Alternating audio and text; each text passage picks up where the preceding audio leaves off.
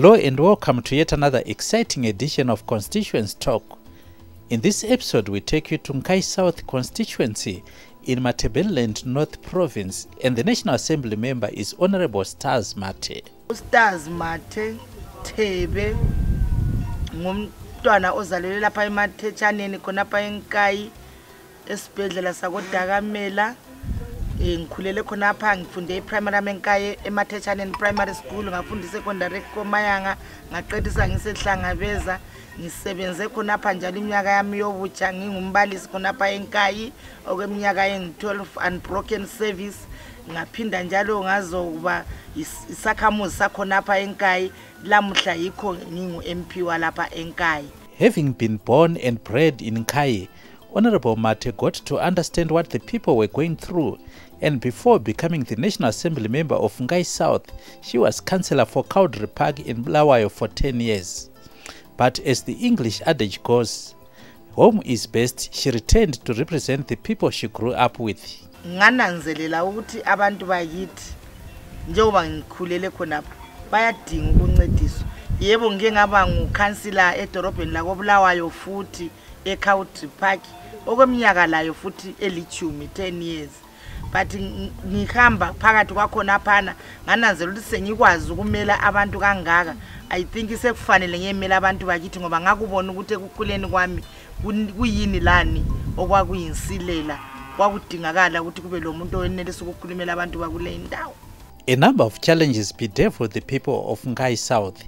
Provision of good health facilities, accessible roads, and more secondary schools top the list which Honorable Stars Mathe is working on, so as not to lag behind but complement the government in the attainment of an upper middle income status by 2030.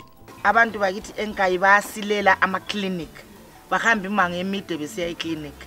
Kodwa ke wona lawa ama-clinic aqalisiweyo akhiwa ngemali ye-devolution azaphungula umango. Lama church amanye asincedisa njengeScotland imfakele lapha ama-clinic angu-2 ku-constituency yami futhi lawo ayamuva azancedisana lawo nala esiwakhayo awe-devolution funds. Kusilela izikolo futhi, izikolo abantwana bahamba umango omude kakhulu eze-secondary, ama-primary angcono, imango we-secondary mide kakhulu ebantwaneni ukuthi bavuka ngama-6 basuka ngo-6 emakhaya bazophenduka ngo-6 ntambama. Yikho nginyenzama ukuthi nxa inkosi iphathisa ngifuna ukuthi nguqumaqume ku-constituency yami baphungulelwe imimango abantwana. Bayasilela njalo futhi i-science blocks zinlutshwana, imfundo ye-science inlutshwana itholakala ezikole ezimbili khathesi in the whole constituency. So yikho sizama ukuthi sikulwise sikuphungule khona lokho kube nganeno. Abantu beNkayi konye bakhala ngemigaqo eyabo eza khona apha eNkayi Center. Izimota zingancengisa zisuka koBulawayo izofika eCenter sezisiya emakhaya le kunzima kakuhambeki. Otsopmeni bathwala nzima bekhona besiyale labo godlwana. Bakhala ngufuna ukuhlala abalungisele emigaqo. Kule ndlela leyana ekhona eyayikhona kudala eyokudonsi ithaya ethareni okwakusenza ukuthi umgwaqo ungabi le corrugation eningi. Manje kathesi kakusayenzakali. Ngizasazama ukuthi ngizwisise ekansilini ukuthi kudalwa yini ukuthi bangasadonsi ithaya leliyana ngoba bembhoda lapha khathesi ivikile benginemsebenzi eminingi kakhulu umbhoda. Hayi ngithwale nzima lami ngecorrugation lengalo zami zibuhlungu khona lapha. Honorable Mathe worked as a school teacher for 12 years, and this has seen her channeling part of her Constituency Development Fund towards the construction of educational facilities in her constituency. 3 new secondary schools and a science block are at different levels of construction as part of her mission to mitigate the challenges being faced by learners. Sengifike eParliament ngananzelela ukuthi kulesikhwama se-CDF. Ngaphenduka ngabuya ku-ground ngakhulumisana labadala, ngakhangela ezinye indawo ezinqoka ezilomango abantwana bahamba nzima besiya ezikolo. Njalo anginanzelela ukuthi ngenxa yobukhatshana bendawo bagcina abantwana bengapasanga kuhle ngoba ngifisa abantwana beNkayi South bapase. Ngasuka ngasengikhetha igonye leSagonda ngayakhetha njalo leDabe. At Gonye Secondary Schools, the learners outlined a number of challenges they are facing as a school. As Gonye students, we have critical shortage of classroom blocks and critical shortage of teachers. We go to our examinations before we are equipped with the necessary skills. We have another serious problem, the shortage of textbooks. During lessons, an average of 15 students share only one textbook. To make matters worse, some classes do not have some textbooks at all. Lastly but not least, accommodation for our teachers is also a major concern. Construction of Gonye Secondary School started in 2019 and has benefited immensely from the Constituency Development Fund. The community reciprocated Honorable Mathe's effort by volunteering to construct a classroom block. Sasihlangana njenge-community sacebisana ukuthi sitshaye izitina bese sisakha. Saqalisa-ke ukutshaya izitina, saqalisa ukwakha. Ama-builders asisebenzela be-volunteer. Abantu ababesebenza be-volunteer. Until now, sesize siqalisele ama-toilet lokhu sisebenza si-volunteer. So yikho sikhangelele ukuthi nxa kungaphumelela kahle sithole olunye uncedo, sizasebenza futhi sivolunteer aluba singakatholi izimali zokuthi sibabhadale until size sithole izimali zokubonga lokubabhadala ukuze labo basebenze belezibili. During the tour of Gonye Secondary School to check on the progress, the head of the school updated the National Assembly member on the progress and the material they got from the Constituency Development Fund. Sathola ama-bags esiment esiwe esamoda ngawo, ama-bricks esakhe ngawo, sathola ama-zinc sheets, sathola amaplanka okwenza ama-trusses, sathola ama-window nama-door frames, sathola ama-nails, sathola ama-doors. Okwakusele kuphela ngama-pillars, konke okunye sakuthola njenge-CDF. Enye challenge esilayo ngeyamanzi, but sile umgodi laphayana oyi-60 meters deep, kulamanzi amaningi sibili kakhulu. Sikhangelele ukuthi si-installe i-system ezenza ukuthi amanzi afinyeleleke lula, ukwenzela ukuthi sibe futhi lama-productive units ikakhulu ku-agriculture azasincedisa ekuthini sanelise ukwengeza ku-school fees sethu esincane esikhona, i-development yesikolo iye phambili. Stories of learners walking for distance of between 12 and 40 kilometers to school have been giving the Ministry of Primary and Secondary Education sleepless nights. So I want to thank the MP really by providing materials for the school. Initially, why the parents thought of having a secondary school is the distance from here to the next secondary school, which is around 12 kilometers to the south. The other one to the west is 20 kilometers, that is Komaya, and it's difficult for kids to walk that distance. Now, with the school here, we are sure to say those who are coming from very far are going to access the school because it's now nearer than before. Gonye is an annex school to Simbo, which is about 49 kilometers away, and for learners to go and write exams at Simbo is practically impossible. The ministry has, however, arranged for the learners to write their exams at Tokwe, which is nearer. Simbo is around almost 49 km from here, and you can't take a candidate to go and write at Simbo on what means. So we requested from ZIMSEC to say, can't we use the nearest secondary school, which is Tokwe, and they agreed. So the Form 4s for this year are going to use Tokwe, which is sort of relieving the parents and the students in terms of distance and in terms of studying during the period of the examination period. So I think I want also to thank the Parents Assembly for Gonye, really to work up to this stage shows commitment.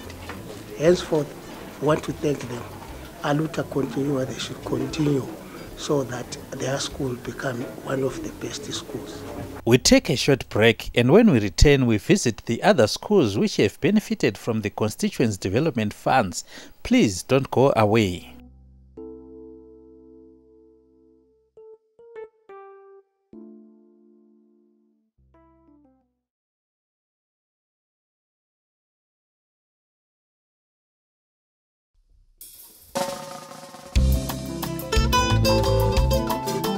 Welcome back to the second segment of Constituents Talk. Expecting a learner who walks a distance of 10 kilometers to school every day to perform to expectations is usually far-fetched. The learners in Dawe area can't wait to have a school closer to home. Esifisa ukuthi ngabe lesinceda ngesikolo. Siyabonga ukuthi isikolo sethu sibe siyakhiwe siphele masinya ngoba uma ngese uhamba umkhulu sihambe uma ngongangabo 10 kilometers sisiyale eDabe secondary school. Sisuka eChanka. Sifisa ukuthi ngabe isikolo lesiyaphangisa ukuphela kwenze ukuthi that is continue sifunda ezikolo singagcini sesikhala lokufunda. Ngoba ukukhala lokufunda isinto right empilweni. Mina ngivuke ekuseni ngo4 ngisuke ekhaya ngo5 ngisiyafika esikolo le ngiyasendlambile sendiniwe sengifisa lokudla ngoba esikolo khatshana kakhulu. A 2-classroom block awaits roofing with all the requisite material already at the school. The parents are grateful as walking long distances to nearest schools expose their children to a number of dangers, including early pregnancies. Ngicela ukubonga uMP ngokungenisa uhlelo leCDF lapha ngemali yeCDF wasakhela isikolo loba singakaphuthi kodwa siyabonga futhi siqinisa ukuthi esipha futhi konke okusele singezelele siqedise isikolo sethu ngoba abantu abethu balokuhlupheka kakhulu.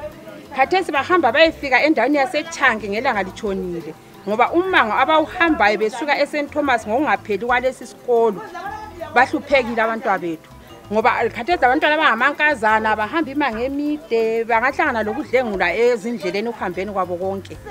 Lokho sibonga uhulumende kakhulu ngakho konke osenzele khona kodwa sithi kaye phambili futhi asiqedele futhi isikolo sethu kungasaleli lapha. Yikho izakhiwo lezi sizibona lapha sizinikwe nguhulumende sithuma umama uStars. So ke lanxa kungakapheli baki siyabonga sithi ngani singaqhubekela phambili. Bese njalo sesicela futhi ukuthi ngani bengasincedisa ukuze sifulele izakhiwo zonke lezi ziphumelele ngoba abantwana bakithi bahamba imango emide behamba besiya kwethi indawo almost about 30 kilometers belanda secondary. So okakhathesi into esichayayo lapha uthi siphushe lapha amanzi sibonga njalo uhlelo lika ED ngoba sibone mhla ka28 kubuya abantu bakahulumende bezepheka izibhorani zokuthi sisebenze sikhona apha singayithatha amanzi khatshana ngoba amanzi besathatha kuma 25 kilometers ngezinqola. Speaking during the tour, Honorable Stars Mathe promised the people of Dawe to avail funds to finish the school so that learners can start using the facility. Ngiyakwazi lama challenges but qinanini badala siphuthisa isikolo sethu abantwana babuye bazofunda siyezwanana. Mina iCDF yami ka2021 iphelele sengicelile ukuthi ka2022 endeqiniso masinyane bandithembisa ukuthi uNovember engakapheli bathe banginika banganginika yona ngiyabuya ke sengizolingezelela lapho sokumele lisindasinde liphinde liplaste abantwana bangene eclassini bafunde. If Simbo Secondary School gets an A-level status, it will bring relief to the parents of Ward 14, 15, just to mention but a few.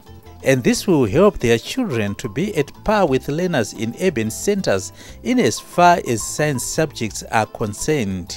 Sikhangelele iscience lab ukuthi ithuthuke abantu bethu befunde eduze iA level bengahamba umango omude. Njalo sikhangelele ukuthi abantu bethu lapha iscience ibe lohlonzi. Kube science ezabantu bethu benjani bebe lefundo ephezulu. Honorable Stars Mathe directed a big allocation of the Constituency Development Fund to the formerly forgotten communities of Nkayi South so as to ensure learners do not walk long distances to access A-level studies. Abantwana bakulesi sigaba sebeza kuthuthuka labo labavele eduzane banganelisa ukubuya bazokwenza iscience yabo lapha beqinisa izifundo zabo ukuthi zibe ngezifunekayo kulo lonke uhlelo olukhona eZimbabwe. Ngikhangelele lokuthi njengobana icina ngo-form 4 khathesi nxa isile science block isizaba lelungelo lokuphakama iye phezulu ibe le A level ukuze abantwana bakona lumhlubulo emqolweni wona lokusiya khona le kubomagazi Petane Mphakama benelisa ukusondela lapha bazokwenza A level studies zabo behlanganisa le science eyabisikhona. This science laboratory is a welcome development to Simbo Secondary School. The headmasters as well as science teachers welcomed this development as it will help in carrying out practical lessons. Ile play advantage kule community ngoba kakula sikolo esile A level kule indawo.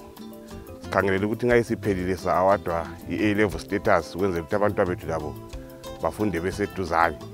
Njalo i-science isile practical aspect okufanele abantwana benze khona ama-experiments sokuza sincede ukuthi abantwana bethu bafunde ngendlela eproper i-science. Now that we've got a science lab, the learners will be learning now by doing practical, but they are also quoting from a scholar Piaget, who said that learners must learn by concrete learning. So now if we have got a science lab, we can now do practical. They can now understand what is an acid, a base, and all the other practical in the science. So I'm just happy about this project. Then when it is finished, obviously we'll be now competing even in the A schools because we are now on the same level in terms of learning science. But what made Honorable Stars Mathe channel resources towards the construction of this laboratory? Ngakhathazwa ukuthi njengomuntu othanda ukuthuthukisa ezemfundo umango wangapha ngemuva kweconstituency yami emsileni wayo akula sikolo esile science ikanti ke zonke izinto ezifuna abantu bokuya trainer loba yikuphi kuthi science kuthi English kuthi mathematics ngathi hayi yekela ngizama ukuthuthukisa iscience emhlubulweni wangemuva kweconstituency yami emsileni wayo yebo silayo iscience ehlangabeza singaba layo kubonkayi high maybe labo mpumelelo but bakhatshana about 55 kilometers from here lapha ngasesingcono mfake la. The President of the Republic of Zimbabwe, His Excellency Comrade Emerson Dambudzo Mnangagwa, always says nyika inovakwa nevene vayo ilizwe lakhiwa ngabanikazi balo. Honorable Stars Mathe made a clarion call to the children from the Nkayi community to help in finishing the laboratory with all the facilities to ensure that learners get the practical aspect of science subjects. Esengudinga lapha khathesi ukuthi nxa ngingathola ithuba lokuthi ngiyithole masinyane iCDF enye elandelayo eyawona lumnyaka bese ngisithi ngifake imaterial efunekayo kumele phela utitsha angaswele okokusebenzisa phakathi kwe-science block lama well wishers nyawacela abantwana balapha eNkayi abakhona apha eNkayi laba ngaphandle kwelizwe ama-diasporians asingaze sakhangela sichiyele uhulumende kuphela lapho esenelisa khona njengabantwana abakhona apha eNkayi siyalinxusa siyalincenga ngicela lizogcwalisa i-science block leyi ngakho konke okufuneka ukuthi kuncedisa abantwana bakithi eNkayi ukuze baphaka ke level of education. Let's take another short break. Please don't go away.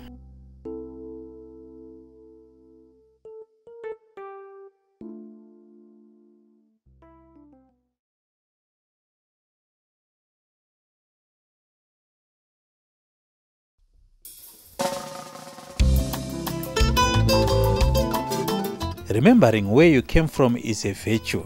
Former students of Mathe Primary School came together and created Mathe Foundation with the sole aim of developing the school that created their foundation in education. Lapha eMathe Primary School, kulapha ngafunda khona grade 1 up to grade 7. Kusona lesi sikolo. Islab lesi sasile classroom block engafundela ku grade 1 sonesiya. Yikho ke sesibone ukuthi njengabantwana beMathe nabanengi bethu sisaphila inkosi sigcinile. Sihlale phansi savumelana ukuthi sesifuna ukuthi sifake iblock eyabantwana abafunda lapha eMathe ukuze inhliziyo zethu zihlale zikhona lapha eMathe. So silayo ke i-foundation ekhokhelwa ngubaba uNkomo khathesi chairman wethu lapha ngubaba uNkomo. eSouth Africa imelwe ngukhumbulani Nkomo. Bakhona abanye abase UK.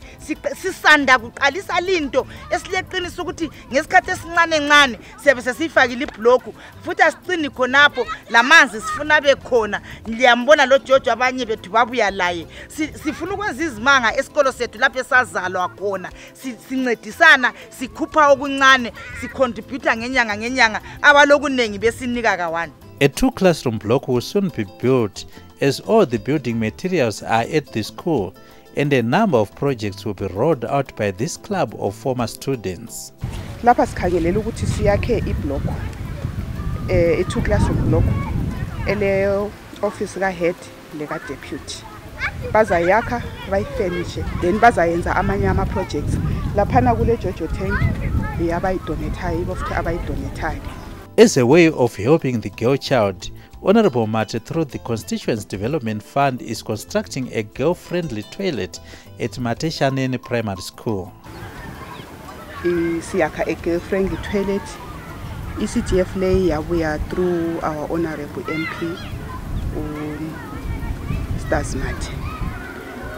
Girl-friendly toilet kuzabe kule chamber, le sink, sizafaka le bucket so that umntwana oyinkazana uma esesikhathini akwazi ukuzincedisa ele privacy kulesivalo kuyabe kuvaliwe so uzayenza konke abefuna ukwenza kule privacy encediswa nguguidance and counseling teacher. This is just the beginning of bigger things to come, as Honorable Stars Mathe would want to roll out this project to all the schools in her constituency. Ngananzelela ukuthi njengomntwana oyinkazana lami ngibubonile ubunzima bokuthi nxa uyinkazana ungena emdadadeni wetoilet nxa usuku period ufuna ukutshintsha uthwala nzima. So le pilot project yami engazithanda ukuthi ngifake lapha eMatechaneni ngoba futhi lo yedi wakhona engumuntu wesifazana sakukhuluma sakuvumelana ngasenze ukuthi let me start by ukuncedisa umama umabhebhe bese sibona ukuthi kusincedisa njani ebantwaneni abangamankazana sesiqhubeka ngifaka ku constituency yonke. After getting to know about the plight of Gogo Esther, who lost all her belongings in a fire incident, Honorable Mathe visited and helped her recover from this unfortunate incident. She is now building a house for her. Ngazo mncedisa ngalokho engakumphathisa ngakho ngaleso sikhathi ngabuyela ngekhaya. Then ngasenhle ngichiya ngimthembisile ukuthi gogo njoba indlu yakho bulele kuyisithile ngizakwakhela mina indlu yiyo lindlu engimakhela yona ugogo ngimakhela yona lindlu yakhe ukuthi uzafaka impahla zakhe alale khona kusukela mhla iphelayo ngasoza phinda abe lodubo futhi lokuthwala nzima ukuthi indlu ichile ngoba nyabe sengimakhela indlu yezitina ngayivulela ngamazinyo. Gogo Esther was at a loss of words in thanking the National Assembly member for a kind gesture. Ngabona untombazana wami MP umama umuhle wabuye zengikhangela ntshelwe indlu ngilabantwana mphakathi kodubo wafika wangenyula kiludubo lolu wabona ukuthi ngitshelwe indlu gogo ngimenzele konke angabe wangenzela okunye wangiqalisela indlu yokungiduduza ukuthi ngiduduzeke phakathi kodubo engisuke kilo labantwana abancane lakhathesi lokho engiduduza wangakhela indlu sezayiphetha njalo ngiyakuyabongeka konke angenzele khona umntanami.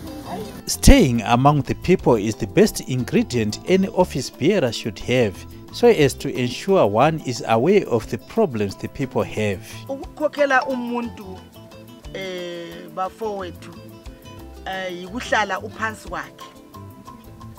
Umuntu esevotele uMP uyazizwa engasela mandla wokumlanda esiyamtshela izinto. Ngangikwazi ukuthi kudalwa kuyini umuntu uyabe selokwesaba ukulanda umuntu asemfake esikhundleni. So ukuze kube lobudlelwano phakathi komuntu lomkhokheli kufanele abakhokheli sifunde ukuhlala sisiya ebantwini. Abantu sibalande endaweni zabo lapho abakhona. Akukhethelekile kumbe kubalanda in a meeting form. Lesibhoraneni besikhama zipaka imoto ufika ubabingelele. Okubahlupha within that area bazakukhuluma. Ema-church hamba uvakatshela i-church ongasiyo ikonzayo. Uyefika ubabingelele. Usidla labo khona phana during breakfast or lunch. baza khupha okunye uzabusa ukudobhile uzathola ukuthi idari yakho izahlala igcwele izinto ezifuna ngabantu. Mina eParliament angilalanga lokusolo ukukhuluma noma kungathiwa sokukhulunyiwe sokusela isikhathi kusilela omunye ongakhuluma. Anytime I know my chief whip can just point a finger and say stars stand up because uyakwazi ukuthi ngile diary elezinto ezikhulunywa ezifunwa ngabantu ezifanele ziyekhulunywa eParliament. But ngenxa yokuthi kufanele siphana namathuba ngenza okuhlala ngisenze ukuthi abanye labo bakhulume. Kodwa ke ngabe kungasikho lokho mina ngingakhuluma Monday to Friday. Angusweli ngoba ngile diary yami embhodalayo egcwele izifiso zabantu. Ngikhuthaza ukuthi abantu sihlale sisiya ebantwini. That's the only way yokuncedisa abantu bakithi. Sihlaleni siphansi kwabuze basitshele lula. That's all we had in this episode of Constituents Talk. We hope you have enjoyed this edition. And to watch this and more episodes of the program, like our Facebook page and subscribe to our YouTube channel Constituents Talk to stay updated on what is happening in different constituencies around the country. We meet again next week, same channel, same time, and may the Lord bless our beautiful nation of Zimbabwe. It's bye for now.